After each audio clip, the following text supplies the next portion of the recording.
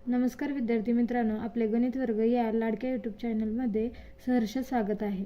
मागील व्हिडिओला आपला मिळालेला प्रतिसाद पाहून खूपच आनंद झाला। त्याचाच आपण दुसरा पार्ट आता पुन्हा एकदा घेऊन आलो आहोत। 9वी इयत्ता 9वी गणित भाग 2 चे 5वे प्रकरण 2 चलातील रेषीय समीकरणे, त्यामधील 5.1 मधील प्रश्न तिसरा आपण मागच्या व्हिडिओमध्ये पाहिला होता। त्यातलंच तिसरं गणित आता आपण पाहूयात की एक सामायिक समीकरण कसे सोडवायचे। यामध्ये आपल्याला दोन समीकरणे दिली आहेत। पहिले समीकरण 3x - 5y = 16, तर दुसरे समीकरण x - 3y = 8। समीकरण नंबर 2। मी मागील व्हिडिओमध्ये सांगितल्याप्रमाणे आपण दोन्ही समीकरणांपैकी कोणत्या तरी एका चलाचा सहगुणक समान करून घेत असतो। मग प्रथम पायरी आपण पूर्ण करू। इथे आपण समीकरण 2 चा x या चलाचा सहगुणक समान करून घेण्यासाठी आपल्याला या समीकरणाला 3 ने गुणावे लागेल। म्हणून समीकरण 2 ला 3 ने गुणू तर आपल्याला समीकरण मिळेल 3x - 9y = 8×3 = 24, म्हणजे इथे येतील 24। हे भेटलं समीकरण नंबर 3। आता दुसरी पायरी असते की दोन्ही चलांचे सहगुणक समान करून घेतल्यानंतर आपल्याला ते दोन्ही घालवायचे असतात। त्यासाठी बेरीज किंवा वजाबाकी करावी लागते। तर इथे आपण वजाबाकी करूयात। तर समीकरण 3 - 1 करू। 3x - 9y = 24। समीकरण नंबर 1 3x - 5y = 16।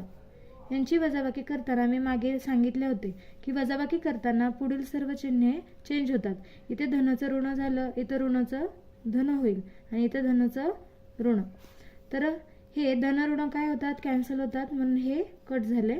इथे धन ऋण काय होते, वजाबाकी। तर यांची वजाबाकी झाल्यावर आपल्याला मिळेल -4y आणि इथे देखील वजाबाकी झाल्यास आपल्याला भेटेल 8।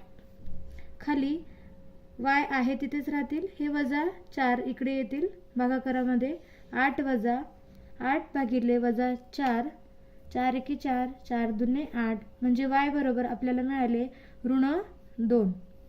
आता आपण y बरोबर -2 ही किंमत समीकरण 1 किंवा 2 मध्ये ठेवू।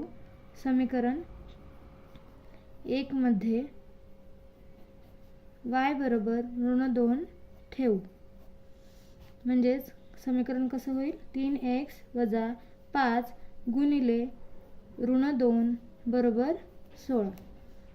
3x - 5 × 2 = 10, ऋण अधिक होतील 10, बरोबर इथे आले 16। आता 3x आहे तिथेच राहतील, यांचं इकडे येऊन चिन्ह चेंज होईल, 16 - 10, इथे x आहे तिथेच राहणार व यांची वजाबाकी केल्यास इथे भेटतील 6।